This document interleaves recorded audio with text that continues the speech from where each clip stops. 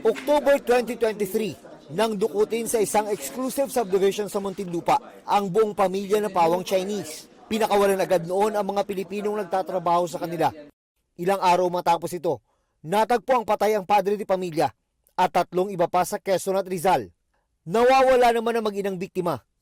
At itong Biyernes, sa garahe ng isang bahay sa General Trias, Cavite, may nahukay ng mga kalansay na pinaniniwalaang sa mag-inang Chinese national. This is a sad development because this would somehow confirm na talaga yung ating fear na maaaring patay na nga po itong mag-ina po na ito. However, we still have to wait for the official result po ng DNA examination.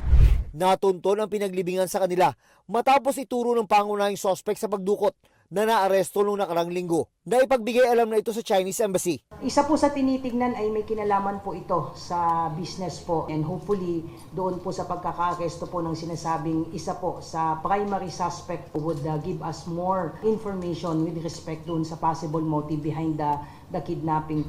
Sinusubukan pa naming makuha ang panig ng naarestong suspect. Para sa GMA Integrated News, ako si June Veneracion, ang inyong saksi. Mga kapuso, maging una sa saksi. Mag-subscribe sa GMA Integrated News sa YouTube para sa iba't ibang balita.